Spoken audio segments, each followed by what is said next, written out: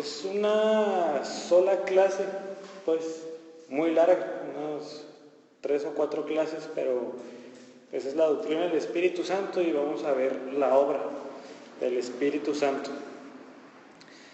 Pues en las clases anteriores ya vimos todo un apartado de la doctrina de Dios y después vimos la doctrina de Cristo y ahora pues es importante ver la doctrina del Espíritu Santo. O sea, vamos a ver qué es lo que hace el Espíritu Santo. O sea, si ya vimos qué hace el Padre, qué hace el Hijo, bueno, ahora cuál es el papel del Espíritu Santo en todo, no nada más en nuestra salvación. Vamos a ver, aparte de esta clase del Espíritu Santo, otras doctrinas que obviamente va incluido el Espíritu Santo. Por ejemplo, cuando veamos bautismo, cuando veamos lo que es ser lleno del Espíritu Santo, los dones del Espíritu Santo, o muchas de las doctrinas de la salvación, obviamente vamos a ver que el Espíritu Santo hace mucho en cada una de ellas, pero pues es importante ver un apartado especial de la obra del Espíritu Santo, para verlo al menos de una manera general, y no nada más así como de vez en cuando en una doctrina aparece el Espíritu Santo. O sea, para no verlo así, pues así nos va a quedar mucho más claro qué hace cada persona de la Trinidad. O sea, si nos enfocamos en qué hace cada uno, nos va a quedar mucho más claro que nada más verlo así como un comentario pasajero. La obra del Espíritu Santo la podemos definir así: la tarea del Espíritu Santo es la de manifestar la presencia activa de Dios en el mundo y especialmente en la iglesia. Ese es a grandes rasgos el papel del Espíritu Santo. Otra vez, manifestar la presencia activa de Dios en el mundo y de una manera especial y diferente en la iglesia. La Biblia habla mucho de cómo Dios está presente en muchos lugares. Ahorita vamos a ver en la creación, con su pueblo, o en otros lugares. Y la Biblia casi siempre menciona que es el Espíritu Santo el que está ahí, o sea, como de forma presencial. A pesar de eso, en el Antiguo Testamento no siempre dice que el que está presente es el Espíritu Santo. También hay teofanías. Una teofanía es como una aparición de Dios. Por ejemplo, en la zarza ardiente de Moisés fue una teofanía, no fue el Espíritu Santo. También lo que vimos como el ángel del Señor, ¿se acuerdan? Este personaje que aparece en el Antiguo Testamento, también podemos ver que es una teofanía y no es el Espíritu Santo.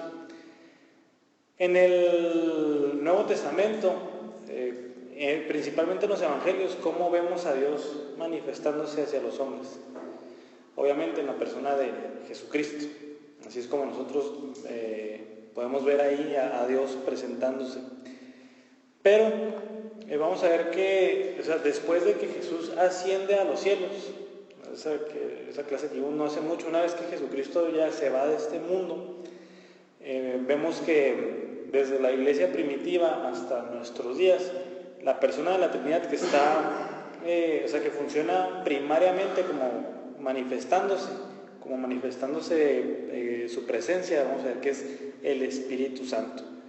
No que no se manifieste el Padre o el Hijo, sino que principalmente, primariamente, es el Espíritu Santo.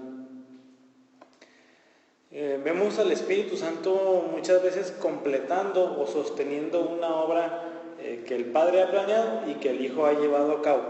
Por ejemplo, la creación. Pues ahí vemos varias veces que la creación dice que se le atribuye a Dios o al Padre. Pero después vemos algunos versículos en el Nuevo Testamento donde dice que todo fue creado por medio del Hijo y para el Hijo. Entonces ahí vemos que el Hijo fue quien llevó a cabo la creación. Fue un plan del Padre, pero el Hijo, el Señor Jesús, llevó a cabo toda la creación. Pero también no está fuera el Espíritu Santo. El Espíritu Santo vemos en Génesis 1:2, cuando dice que la tierra estaba vacía y sin forma, dice, y el Espíritu de Dios se movía sobre las aguas. También el Señor Jesús prometió un poco antes de Pentecostés al Espíritu Santo en Hechos 1:8. Dice, pero recibirán poder cuando el Espíritu Santo venga sobre ustedes y me van a ser testigos. Ahí mismo en Hechos capítulo 2 es el día de Pentecostés y dice, todos fueron llenos del Espíritu Santo y comenzaron a hablar en otras lenguas o en otros idiomas. Versos 17 y 18 está citando un pasaje del Antiguo Testamento, el cual es Joel, de cómo ya estaba profetizado que el Espíritu Santo vendría de una manera especial en el tiempo de la iglesia. Entonces, a la luz de esto, Pablo le llama, en el nuevo pacto que es a través de Cristo, tenemos una promesa diferente del Espíritu Santo. O sea, ahorita vamos a ver cómo en esta era el Espíritu Santo se va a manifestar de una manera mucho más especial y mucho más abundante.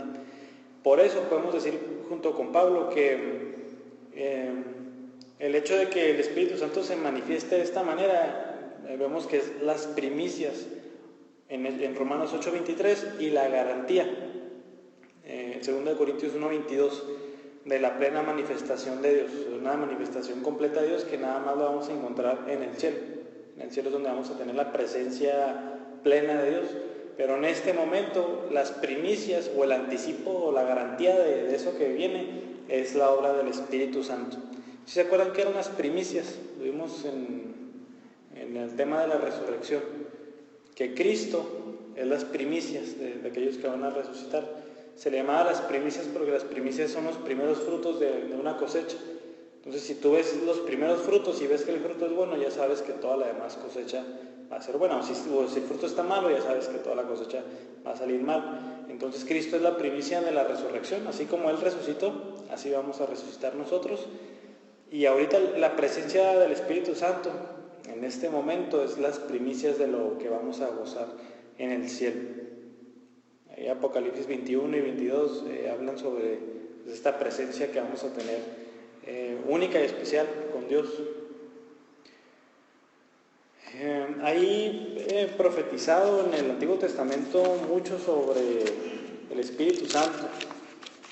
Unos pasajes importantes, por ejemplo, es Isaías 32, del 14 al 18, dice: porque el palacio ha sido abandonado, hecho un desierto, la populosa ciudad, colina y atalaya se han convertido en cuevas para siempre, un deleite para asnos monteses, un pasto para rebaños. Y enseguida dice: hasta que se derrame sobre nosotros el Espíritu desde lo alto, el desierto se convierta en campo fértil y el campo fértil sea considerado como bosque.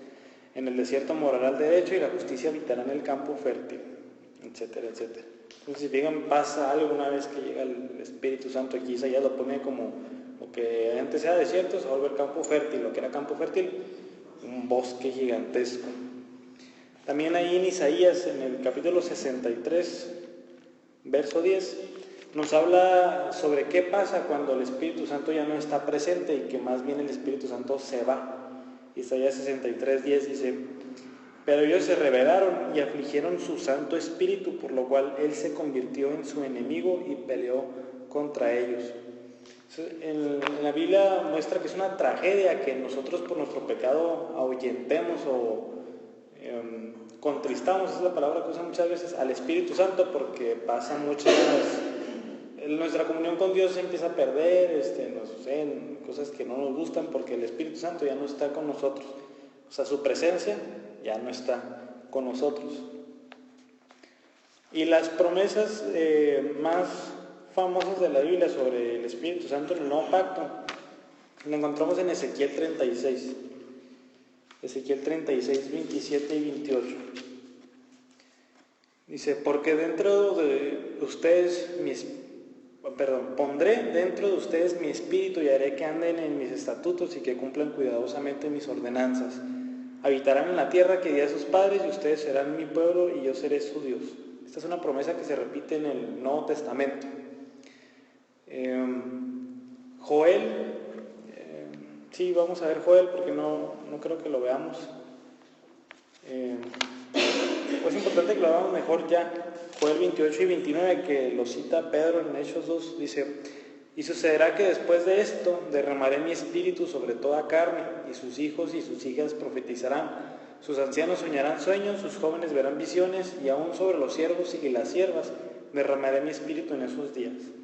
Entonces es este tipo de profecías que el Antiguo Testamento habla sobre un derramamiento diferente del Espíritu Santo, así como lo había en el Antiguo Testamento. Entonces la pregunta es, ¿cómo es que el Espíritu Santo nos da bendiciones? O sea, cuando está el Espíritu Santo con nosotros, ¿cómo lo hace o qué pasa? Vamos a ver a lo largo de estas semanas 4 aspectos. Uno, vamos a ver que el Espíritu habilita o capacita. Eso es lo que vamos a ver hoy. Número 2, el Espíritu Santo purifica. Número 3, el Espíritu Santo revela. Y número 4, el Espíritu Santo unifica. Eso es lo que vamos a ver a lo largo de estas clases. Pero aquí hay como una especie de pie de nota. La Biblia deja muy claro que estas bendiciones que trae el Espíritu Santo no las tenemos que dar por contadas o por dadas por hecho. Por ejemplo, muchas de las bendiciones que nos trae la obra del Señor Jesucristo, a pesar de que seamos algo infieles en esta vida, las podemos tener por contadas. O sea, si mi profesión de fe fue genuina y si me estoy alejando del pecado, a pesar de que caiga, o sea, en él de vez en cuando, yo sé que soy justificado, o sea, yo sé que soy perdonado delante de Dios. Pero este aspecto del Espíritu Santo, no. Muchas de las cosas del Espíritu Santo, o prácticamente todas, no suceden automáticamente, más bien dependen de nuestra obediencia hacia Dios. Si nosotros permanecemos obedientes a Dios, vamos a ver que el Espíritu Santo va a estar presente en nosotros y nos va a habilitar, purificar, revelar y unificar. Entonces, por eso al final vamos a ver un apartado pequeño de que el Espíritu Santo da una evidencia más fuerte o más débil de su presencia dependiendo de nuestra obediencia.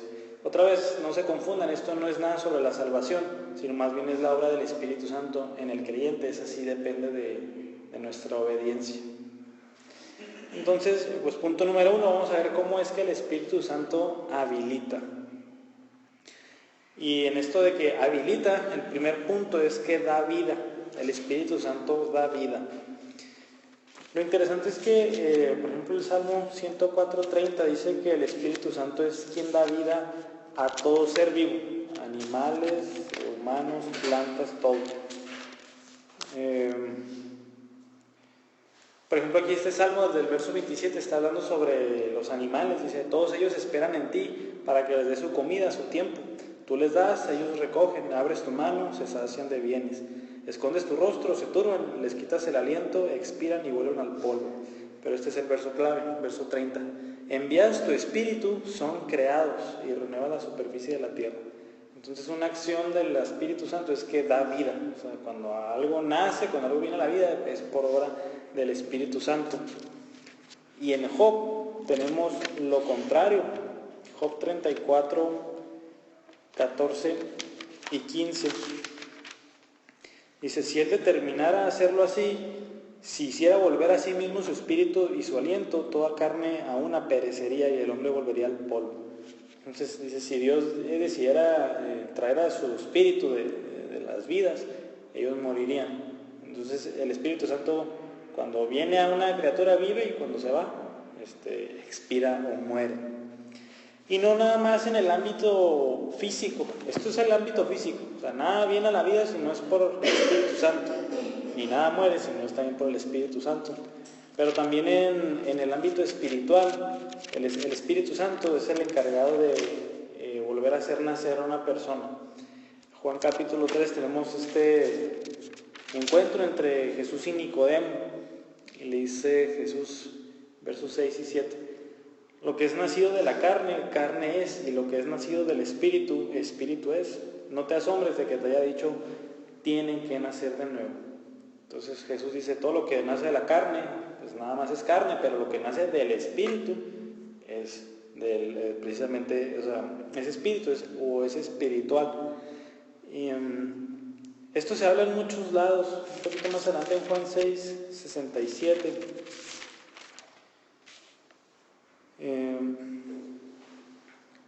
Juan 6:63, dice, el Espíritu es el que da vida, la carne para nada aprovecha. Las palabras que yo les he hablado son espíritu y son vida. Entonces aquí Jesús primero dice, el Espíritu es el que da vida, y aquí está hablando sobre la condición espiritual.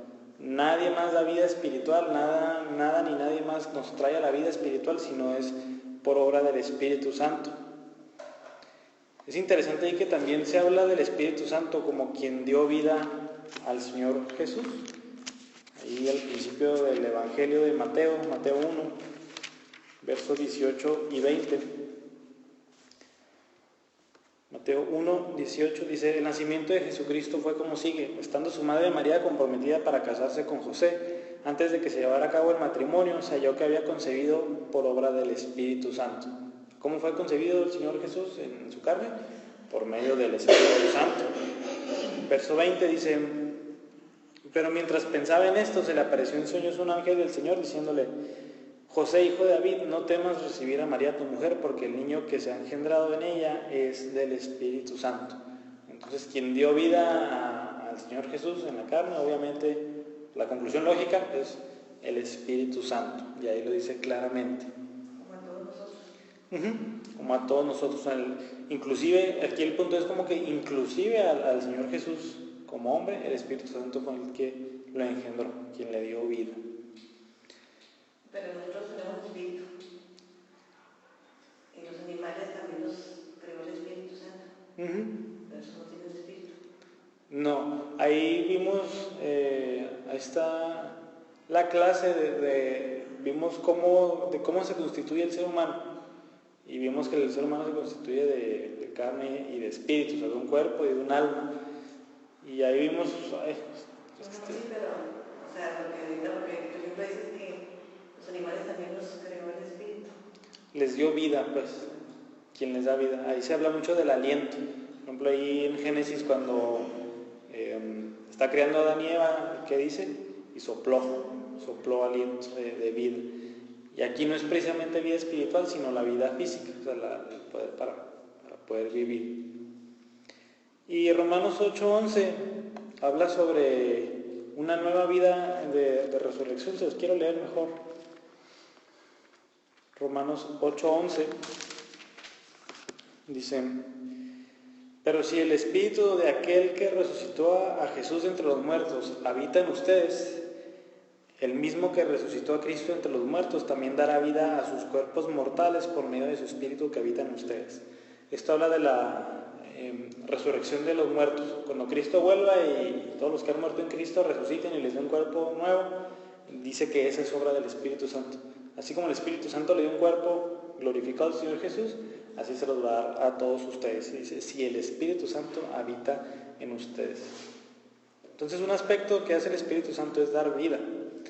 Número 2, nos da el poder para servir. Y vamos a iniciar a ver una serie de ejemplos primero en el Antiguo Testamento.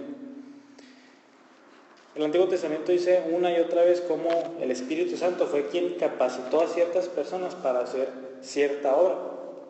En Números 27, 18 dice: y el Señor dijo a Moisés: toma a Josué, hijo de Nun, hombre en quien está el Espíritu, y pon tu mano sobre él. Si estamos familiarizados con la historia, sabemos que Moisés no pudo entrar a la tierra prometida y tuvo que pasarle la batuta a alguien más, y ese fue Josué. Y aquí dice que, aquí le está diciendo Dios a Moisés que a él, porque en él está el Espíritu Santo. Entonces, quien tenía el poder para seguir liderando al pueblo de Israel fue Josué. ¿Por qué? No porque fuera listo o algo, sino porque el Espíritu Santo lo había capacitado para eso. 27, 18. También en un libro un tanto oscuro, el libro de Jueces, que es cuando el pueblo de Israel apostató prácticamente más que todos los demás veces. Los jueces fueron personas que se encargaron de juzgar a Israel por un tiempo nada más, y una y otra vez encontramos esto. Por ejemplo, Jueces 3:10 dice: y vino sobre él el Espíritu del Señor y juzgó a Israel. Jueces 6:34.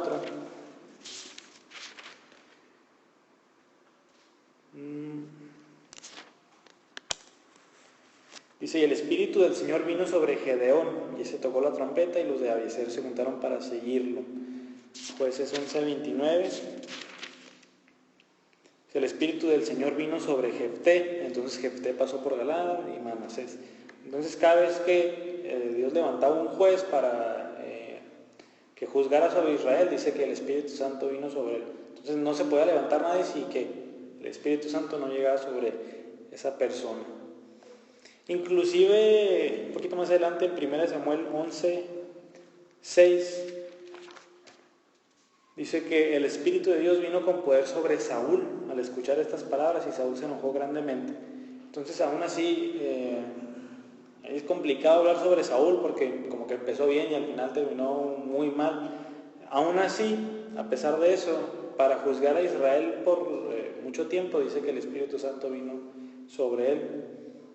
Y lo mismo con David, ahí un poquito más adelante en el capítulo 16, verso 13, 1 Samuel.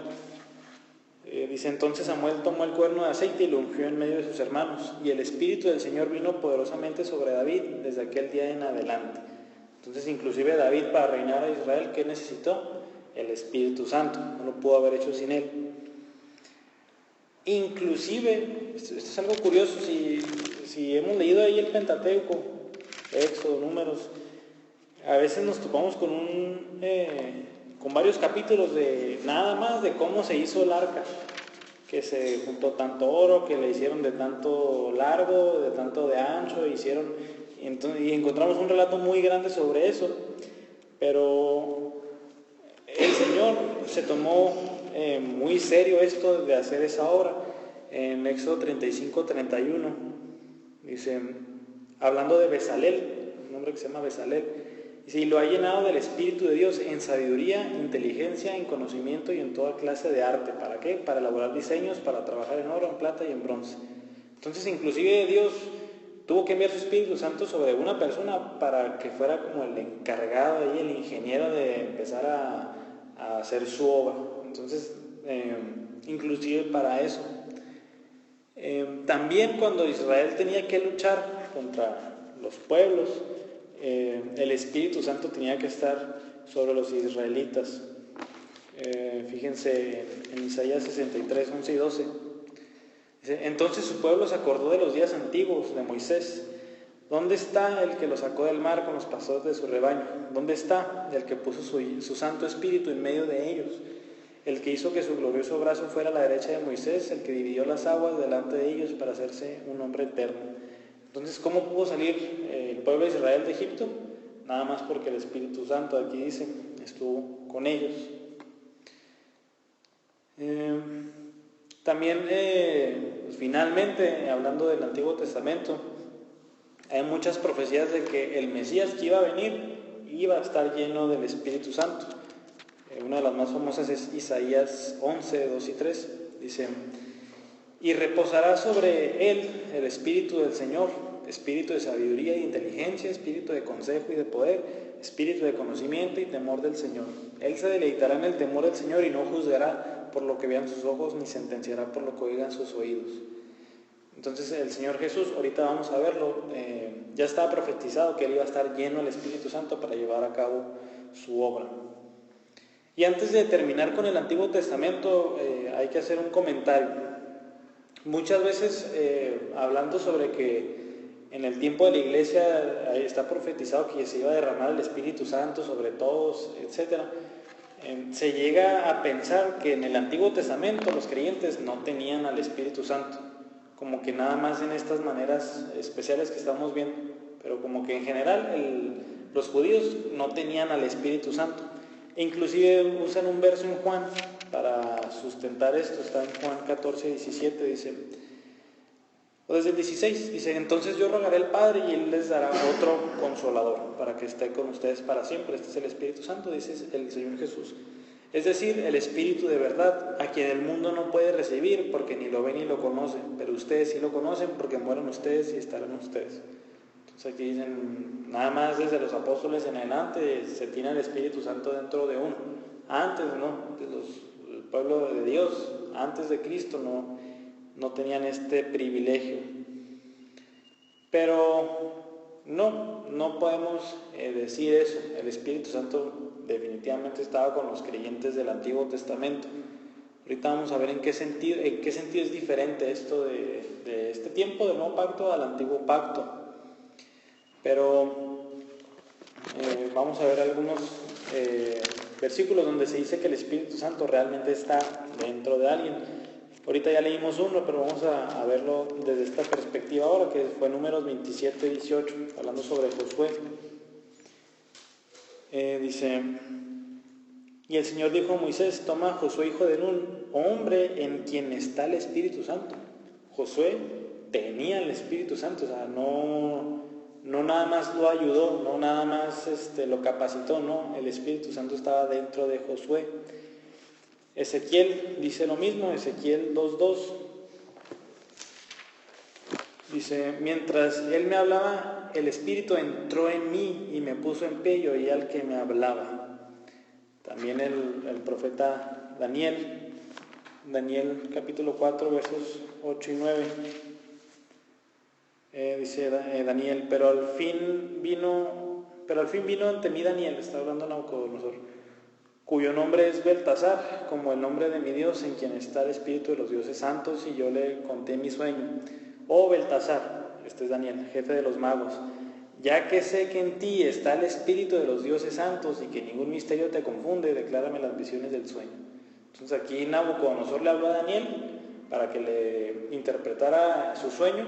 ¿Por qué? Porque él sabía que el Espíritu, él lo veía equivocadamente, el Espíritu de los dioses, pero nosotros sabemos que el Espíritu Santo es quien estaba dentro de Daniel. Y también, para variar, Miqueas capítulo 3, verso 8. Dice como el Espíritu Santo también estaba en él. Entonces, ¿es correcto decir que los creyentes del Antiguo Testamento no tenían al Espíritu Santo? Está mal, no podemos decir eso. Efectivamente el Espíritu Santo estaba con ellos. También esto se ve un poco como de orgullo, ¿no? Ellos no lo tenían, nosotros sí, pobres de ellos.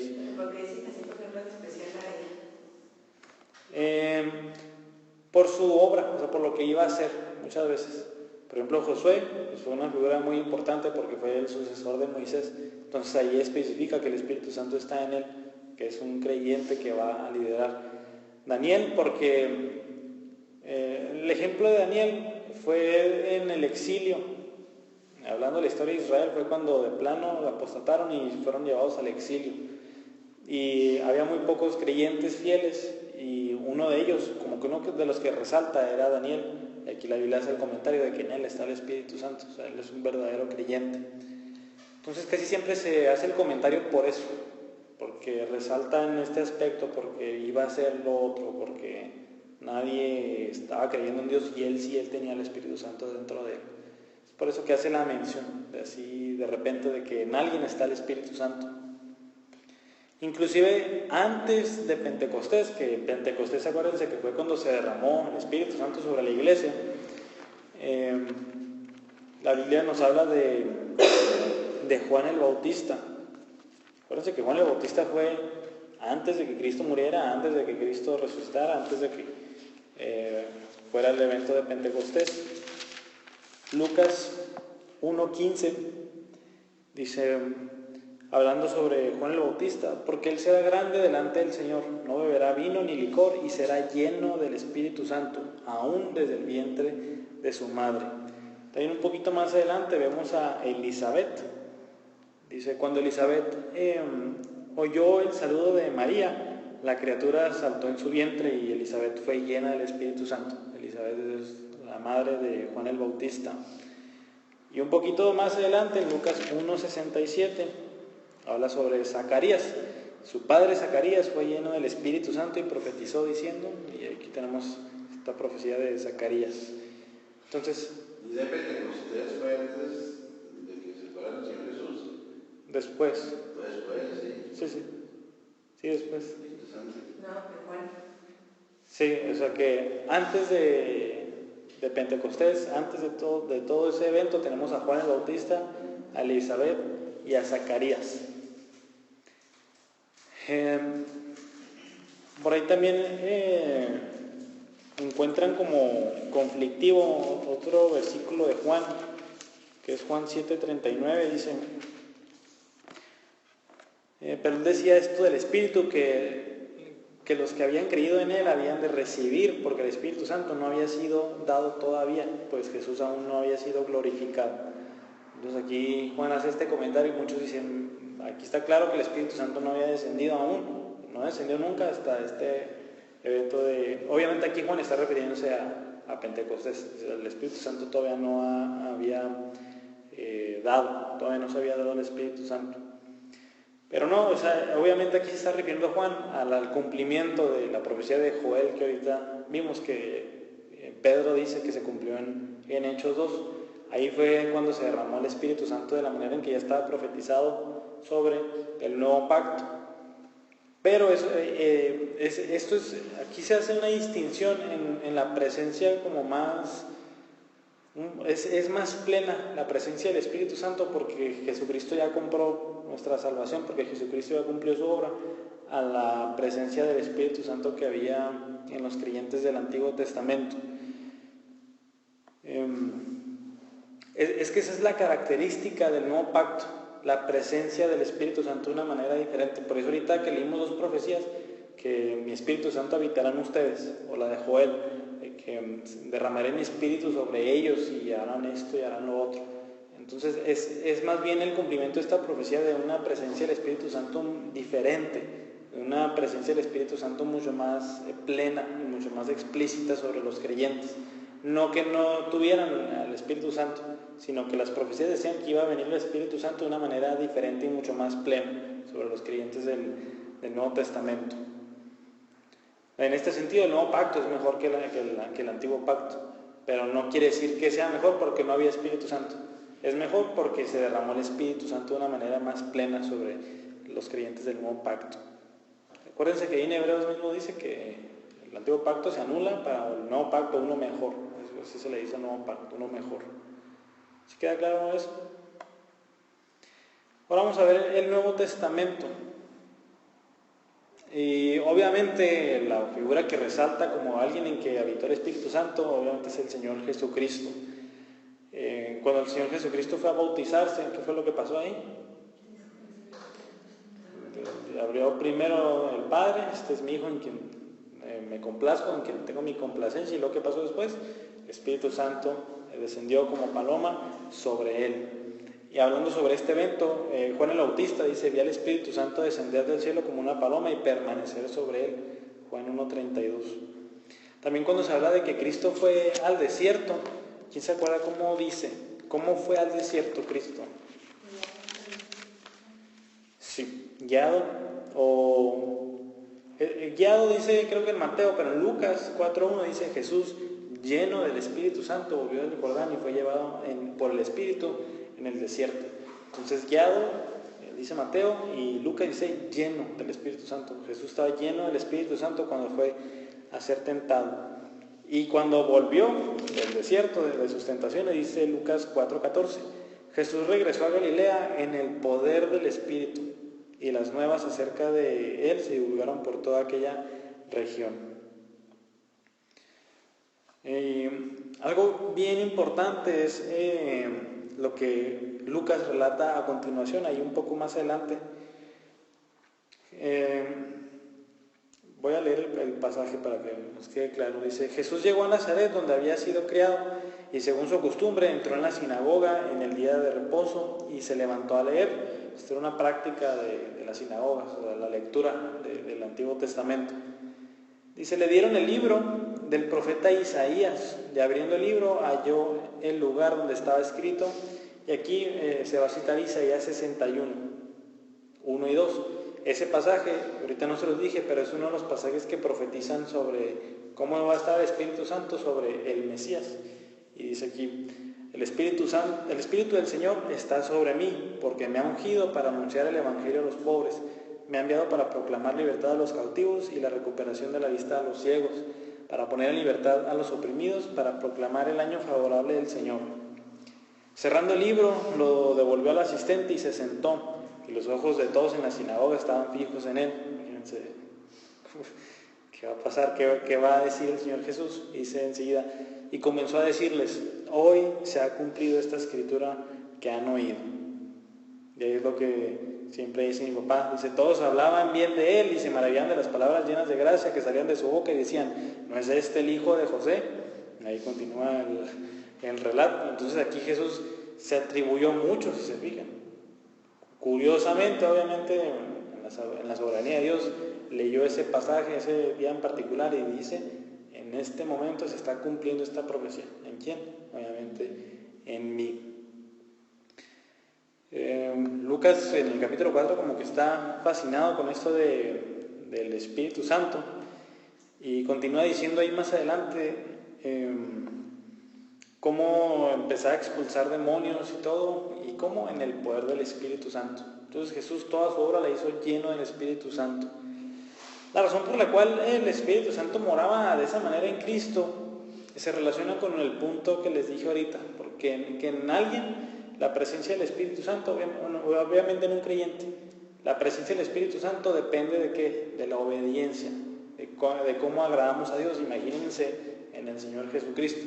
Por eso el Señor Jesucristo podía hacer cualquier cosa, porque tenía la presencia total del Espíritu Santo en él. Ahí Juan 3, sobre esto dice, Dios mismo le da su Espíritu sin restricción. Qué bonita frase, ¿verdad? Al Hijo, Dios le da su espíritu sin restricción. ¿Por qué? Porque no hay ninguna mancha en Él, porque Él es perfectamente obediente, porque Él es totalmente santo. Por eso Él tiene el Espíritu Santo sin restricción. Y esa unción obviamente permaneció en Cristo hasta en todo su ministerio. Pero ya hablando sobre los creyentes,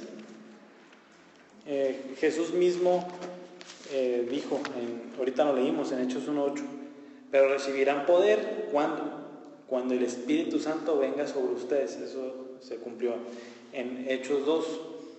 Y hay muchos ejemplos de cómo, al menos en el periodo de la iglesia del Nuevo Testamento, el Espíritu Santo estuvo manifestándose de muchas maneras. Por lo regular, cuando los apóstoles predicaban el Evangelio, iban acompañados ¿de qué? De un milagro. Y eso era para empezar a autentificar el mensaje. Y unos ejemplos, por ejemplo, tenemos a Esteban, Hechos 6, 5 y 8, dicen, Esteban, lleno de gracia y de poder, hacía grandes prodigios y señales entre el pueblo. O sea, nunca quiero que veamos estos pasajes como si estuvieran haciendo milagros como locos. O sea, más bien cada vez que predicaban el Evangelio iba acompañado de un milagro. Cuando vimos la clase de los milagros vimos por qué. ¿Cómo se le llama a los milagros también?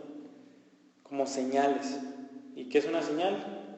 Algo que te apunta hacia un lado. Entonces los milagros servían para señalar al mensaje. El mensaje obviamente es el mensaje acerca de Jesucristo. Y también Hechos dice que el Espíritu Santo estaba en la iglesia para predicar el Evangelio. Hechos 4:8 dice, entonces Pedro, lleno del Espíritu Santo, les dijo, gobernantes y ancianos del pueblo. Y ahí empieza a hablar. Es cuando encarcelan a Pedro y a Juan. Y aquí dice que lleno del Espíritu Santo les habló. Y ahí se cumplen unas palabras del Señor Jesús que, no me acuerdo el pasaje, pero le dice, ustedes no se asusten cuando los agarren, cuando los atrapen. ¿De qué van a decir? Porque, ¿sí se acuerdan del pasaje? Porque van a hablar por el Espíritu Santo, y aquí vemos el cumplimiento de eso. Y no nada más Pedro, sino que toda la iglesia. Y más adelante, hablando de la iglesia como un todo, dice, después que oraron, el lugar donde estaban reunidos tembló y todos fueron llenos del Espíritu Santo y hablaban la palabra de Dios con valor o con denuedo. Acuérdense, están atrapando a los apóstoles. ¿Qué pasaría con la iglesia? Qué miedo era ser cristiano ahorita, qué miedo predicar el Evangelio, porque me van a encerrar a mí, me van a azotar. Pero oraron, y ahí la oración de la iglesia está muy bonita, le dice, danos valor para predicar el Evangelio. Entonces, ¿qué pasó después? Fueron llenos del Espíritu Santo, ¿y qué pasó? Hablaban y predicaban el Evangelio con valor. O sea, la iglesia no pudo haber predicado el Evangelio con valor si no los llenaba el Espíritu Santo. También el Espíritu Santo es quien hace eficaz el mensaje que se predica. O sea, si nosotros predicamos el Evangelio lo más bonito posible, no va a pasar nada. Es necesaria una obra del Espíritu Santo en el pecador para que pueda haber un fruto. Eso lo hemos estado viendo un poquito en Gálatas, sobre el llamamiento, sobre cómo el Espíritu Santo, sobre cómo Dios tiene que hacer una obra en el pecador a través del mensaje, a través de la proclamación del Evangelio. No solamente mediante la predicación del Evangelio el Espíritu Santo obra, sino también a través de su palabra. Por el simple hecho de leer su palabra, el Espíritu Santo hace muchas cosas. Quiero que veamos en Hebreos capítulo 3, verso 7. Sí, Hebreos 3:7 dice: por lo cual, como dice el Espíritu Santo, si ustedes oyen hoy su voz, no endurezcan sus corazones como en la provocación, como en el día de la prueba en el desierto. Y este es un pasaje del Antiguo Testamento. Entonces aquí vemos cómo dice el Espíritu Santo. Aquí el autor de Hebreos dice, lo escribió David, a lo mejor es un salmo, no sé quién lo escribió, el Salmo 95, pero dice, el Espíritu Santo está hablando. O sea, cada vez que yo leo un pasaje, ¿quién me está hablando en realidad? El Espíritu Santo es el que está hablando. Hebreos 10:15. También el Espíritu Santo nos da testimonio, porque después de haber dicho, este es el pacto que haré con ellos, después de aquellos días, dice el Señor, pondré mis leyes en su corazón y en su mente las escribiré. Ese es Jeremías 31:33. Pero aquí otra vez el autor de Hebreos dice, el Espíritu Santo nos da testimonio. ¿Cómo? En Jeremías 31:33. Entonces, cada vez que nosotros venimos a la Biblia y la leemos, quien nos está hablando en realidad no es una hoja, no es Juan, no es Pedro, no es Pablo. ¿Quién es? El Espíritu Santo es el que nos está hablando.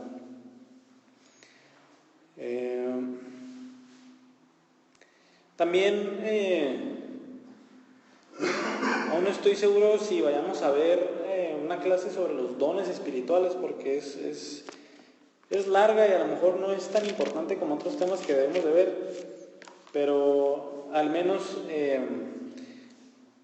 lo que la Biblia enseña es que el Espíritu Santo nos da a cada uno dones, regalos para nosotros servir. La razón por la cual no todos nos paramos aquí es porque al Espíritu Santo no le place que todos estudiemos a fondo la palabra y la enseñemos. El Espíritu Santo da dones, a lo mejor a él le da esto y este no lo tiene así. Sí queda claro eso de los dones. El Espíritu Santo da como quiere, dice 1 Corintios 12:11. Bueno, les voy a leer desde el 8 para que quede claro esto.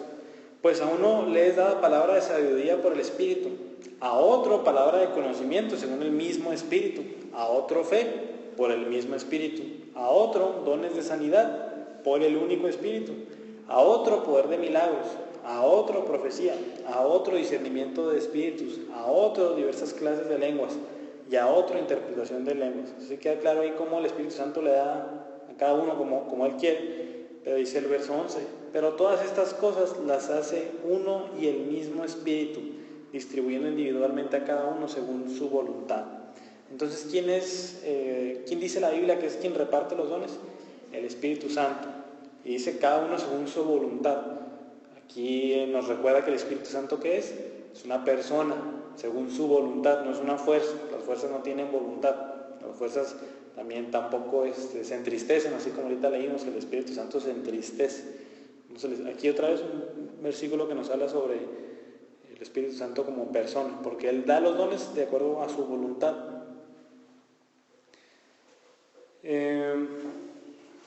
También nos da poder para tener luchas espirituales. No tendríamos luchas espirituales si el Espíritu Santo no nos capacitara para tener luchas espirituales. Este tipo de luchas espirituales, tenemos un ejemplo con el Señor Jesucristo, Mateo 12:28. Dice, pero si yo expulso a los demonios, porque guerra espiritual, por el Espíritu de Dios, entonces el reino de ustedes ha llegado. El reino de Dios ha llegado a ustedes. Entonces, ¿cómo lo hizo Jesús? ¿Cómo sacaba demonios? Por medio del Espíritu Santo. También Pablo se encontró con un hechicero que se llamaba Elimás en Hechos 13, del 9 al 11, y vamos a leerlo para que no quede nada más al aire. Hechos 13, 9 al 11. Dice, entonces Saulo, llamado también Pablo, lleno del Espíritu Santo. Si se fijan ahí, siempre la Biblia nos da como que ¿Cómo? ¿Cómo lo hizo? Lleno del Espíritu Santo. Fijando la mirada en él, dijo: tú, hijo del diablo, que estás lleno de todo engaño y fraude, enemigo de toda justicia, ¿no cesarás de torcer los caminos rectos del Señor? Ahora la mano del Señor está sobre ti. Te quedarás ciego y no verás el sol por algún tiempo. Al instante niebla y oscuridad cayeron sobre él, iba buscando quien lo guiara de la mano. Entonces, ¿cómo Pablo pudo encarar a este hechicero?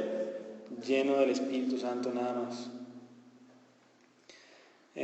También hablando sobre la armadura espiritual de Efesios 6, obviamente todo es posible gracias no tendríamos armadura espiritual si no tuviéramos al Espíritu Santo, pero Efesios 6:17 dice que nuestra espada, ¿qué es? La palabra, pero dice la espada del Espíritu. La espada del Espíritu es la palabra de Dios. Entonces, eso es en cuanto a cómo el Espíritu Santo nos habilita. Ya vimos que nos habilita al darnos vida física, al darnos vida espiritual y al darnos la oportunidad de servir, capacitándonos para servir a Dios. ¿Cómo? Ya vimos cómo para predicar el Evangelio, para hacer muchas cosas. Nada más el Espíritu Santo es quien lo hace. Y las siguientes semanas empezamos a ver los otros aspectos sobre que el Espíritu Santo purifica, revela y unifica. ¿Una duda con lo que vimos hoy? Entonces, en nuestro diario de vivir, ¿el Espíritu Santo está con nosotros? Sí, en los cristianos, obviamente. Está claro. En los cristianos está. Acuérdense que la definición es que el Espíritu Santo da su presencia, pero es para bendecir. O sea, cuando hablamos de la presencia del Espíritu Santo es porque es una presencia buena, pues, es para bendición. Y es parte de los beneficios, parte de las bendiciones que tiene el creyente. Sí está el Espíritu Santo, pero depende de cómo nosotros estamos viviendo. Si de plano no nos importa el pecado, si no procuramos la santificación, el Espíritu Santo no va a estar presente. No que no esté, es Dios, obviamente está, pero no está para bendecir. Eso es lo que dice la definición. Está presente, pero para bendecir, para ayudarnos a hacer esto. Entonces depende, es que no quiero decir depende. ¿Cuando pecamos se va? No, es que no se va, no está presente para bendecir. Esa es la palabra de que está presente o de la presencia. Pues no es una manera buena de verlo, pero... O sea, es que no he entendido cómo cuando pecamos, o sea, el Espíritu Santo qué hace en nuestra vida. O sea, aparte de traernos a la conciencia que está mal y el arrepentimiento. Dice que se entristece, tal cual dice, se entristece. No entristezcan al Espíritu Santo pecando. Y, como dijiste, lo que hace es redarguirnos. Has pecado, necesitas arrepentirte. Eso es lo que hace el Espíritu Santo. Está ahí la conciencia picando. Pero, o sea, si nosotros vamos a predicar así, vamos a ver que no tenemos... Luego sí se puede llegar a sentir. No quiero ser tan subjetivo de que no es que lo siento, no. Pero vamos a ver los resultados de eso. Si no tenemos al Espíritu Santo es muy evidente en nuestra vida. O como a veces, si oramos, nosotros sentimos que en realidad la oración estuvo bien hueca. ¿Por qué? Porque no fue en el Espíritu. Porque yo no estoy bien, pues, con el Espíritu Santo. O sea, Él no está presente en mi vida para bendecir. Entonces ahí depende de mi arrepentimiento y de mi obediencia a Dios. Si vivo una vida de arrepentimiento y de verdad estoy dejando mi pecado, el Espíritu Santo va a estar conmigo. ¿Sí? Acuérdense que ese punto en específico lo vamos a ver al final, de que el Espíritu, cómo es muy fuerte la presencia del Espíritu Santo en nosotros si vivimos como a Dios le agrada y cómo es mucho más débil si no estamos viviendo como a Él le agrada. Pero entonces ahí lo tenemos como un mandato: no entristezcan al Espíritu Santo, no lo hagan triste, no lo pongan triste. Se escucha medio infantil, no lo pongan triste, pero no lo entristezcan, o sea, no lo aflijan. O sea, está presente en ustedes, no hagan que esa presencia para bendecir se vaya. Eso es entristecer, pues. Sí. Pues bueno, obviamente vamos a seguir viendo más en las siguientes semanas sobre el Espíritu Santo, pero sobre la verita, entonces sí queda claro. Bien, pues vamos a cerrar con una oración. Señor, gracias porque nos permites empezar a estudiar sobre el Espíritu Santo y gracias por enseñarnos cómo nos habilita, cómo el Espíritu Santo es quien da vida a todo ser, sea animal, sea ser humano, Él es quien da vida. Y no solamente la vida física, sino que pues, nadie puede ver el reino de Dios, así como dijo Jesucristo, si no nace de nuevo, si no nace por medio del Espíritu. Y Señor, ayúdanos a depender de Él, porque acabamos de aprender hoy que Él es quien nos capacita para servir, Él es quien nos permite servirte y cómo en realidad depende sobre nuestro caminar contigo. Así que Señor, ayúdanos a estar caminando en santidad, a estar caminando en una vida de arrepentimiento para poder ver al Espíritu Santo obrando en nosotros por medio de mi oración, por medio de la proclamación del Evangelio y por medio de los dones que tú has derramado sobre cada uno de nosotros. Te damos gracias y te pedimos de tu ayuda para seguir estudiando sobre el Espíritu Santo.